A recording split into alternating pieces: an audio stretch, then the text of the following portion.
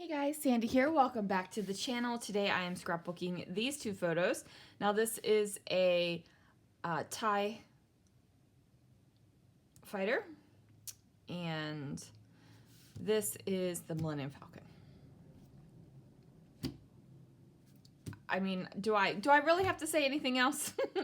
I am using my Disney themed How to Kill a Kit with Style, as these photos were taken in Hollywood Studios back when they were just previewing and telling people about Star Wars Land. So let's see what I can do. All right, guys, so while I think this is my usual style, this is a little bit different for me as I am using a page transparency. Now, I have chosen some white cardstock, and I'm just using some Distress Oxized in Fossilized Amber, Candied Apple, and Blueprint Sketch.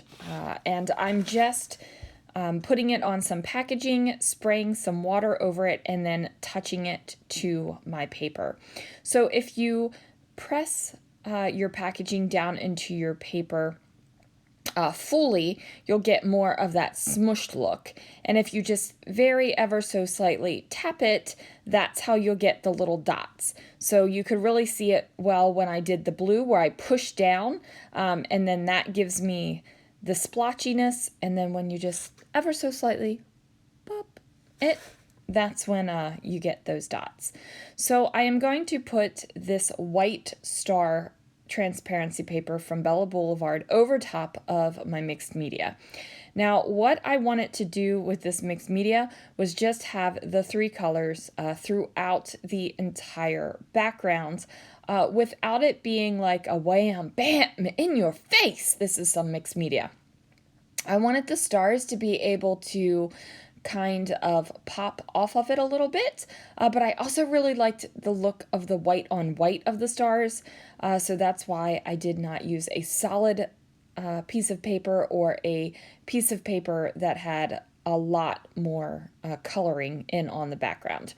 So now I just got to figure out which way I like my paper to go, which is a thing, you guys. Like, you have to figure out which splatters you like in which direction and which part you're okay with covering up more of, and it's just personal preference. So say you were not a big red person, but you wanted pops of red because, hello, it's a Disney layout.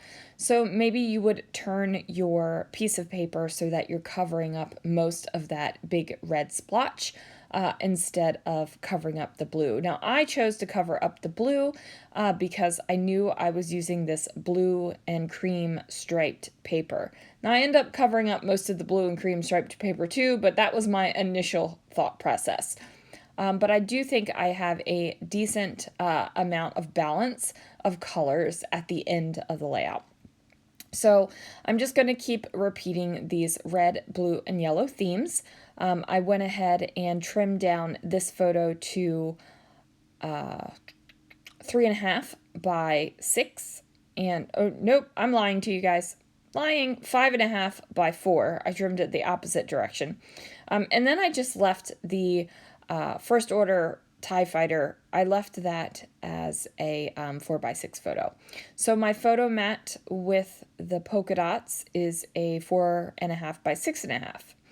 Now I do go ahead and put some adhesive on the back of my striped paper, and then that way I can see where it goes through the transparency. Then that's where I'm going to put my adhesive down because I don't want you to see the adhesive through the transparency.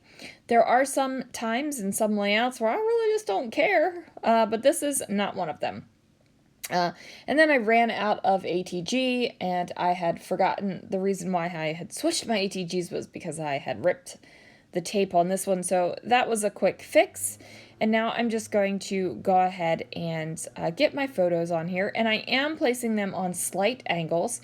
Now I'm not putting them so far on an angle where you actually have to tilt your head to kind of be able to see it. I normally don't go for head tilting photos on my layout. Sometimes there are moments where you tilt your photos a little bit more, but I don't want someone to have to like get a crick in their neck when they're flipping through my albums because my photos are almost at you know, like they're at like an 80-degree angle or something. So I have this little chipboard frame, and it's kind of a newsprint.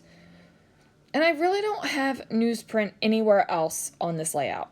And I'm okay with that. Like, this is going to be like a little pop of something. So I'm totally okay with it. Now, my original plan was to just put some paper behind it, put the castle in there, and call it a day. But then I realized the castle was a little bit bigger than what would fit in that frame. So I decided, you know what? I haven't made a shaker pocket in a while. I'm going to make a shaker pocket. So I'm taking some packaging because it's what was handy, and I didn't feel like going and digging for more acetate or anything like that.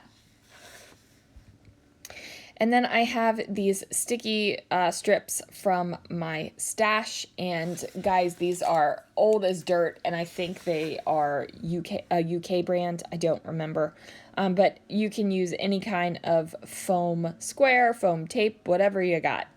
I have all these little pieces of foam on my little twirly doodad thingamabob that sits on my desk. So I'm trying to use up some of this stuff that's just kind of sitting there with just a little bit left on it, because I am in the mood to rearrange my room. Not really can't rearrange it furniture wise with what I have, and I'm not getting new furniture or anything like that, but I do have the urge to just rearrange some things. My flow of my process is working a little bit differently these days. So I just want to adjust some things in the room.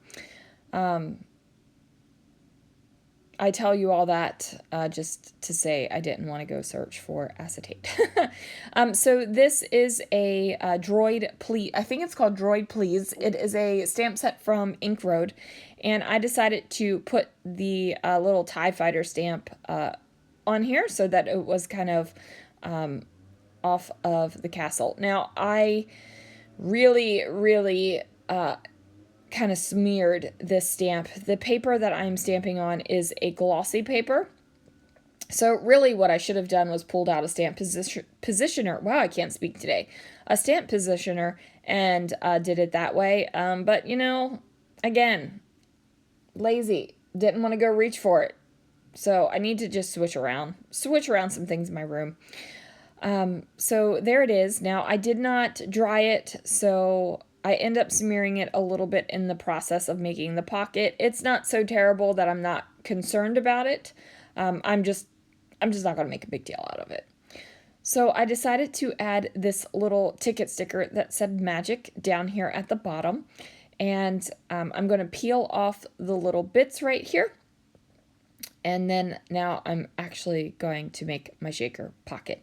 Now I did toy with the idea for about 3 seconds of putting blue sequins in here because, you know, I am definitely going with the red, blue, and yellow theme.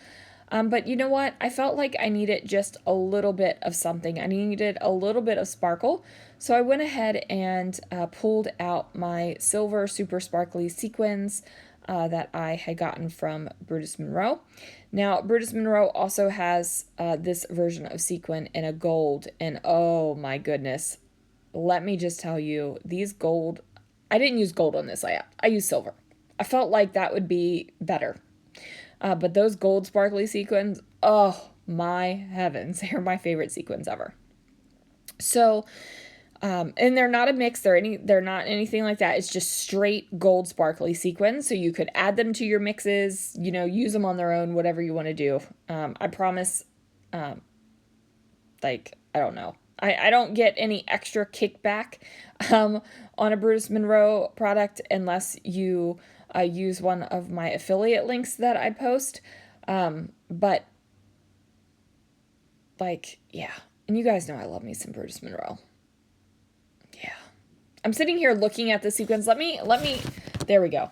I moved my layout so they're covering up the sequins, so now I won't want to wax poetic about them anymore.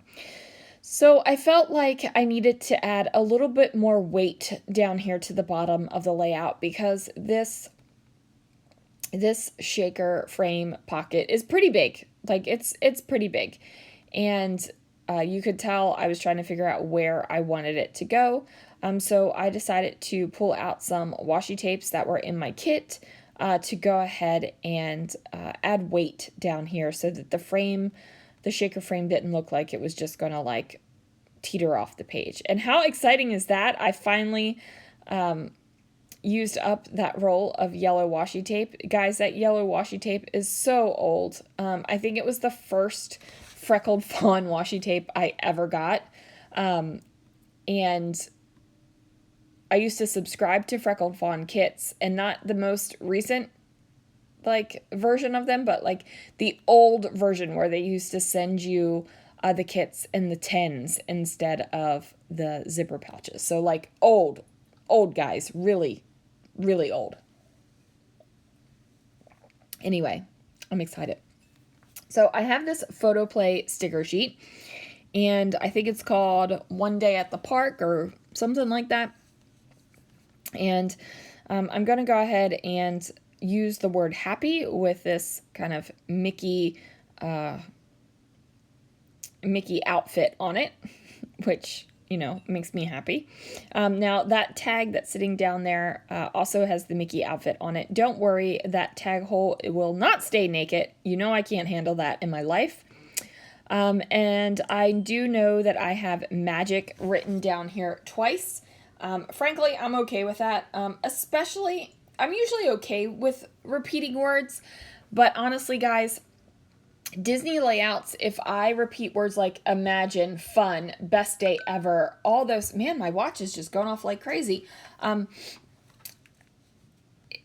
have no problem whatsoever repeating those words all over my Disney layouts because those are the words that I feel when I'm there, so I don't care.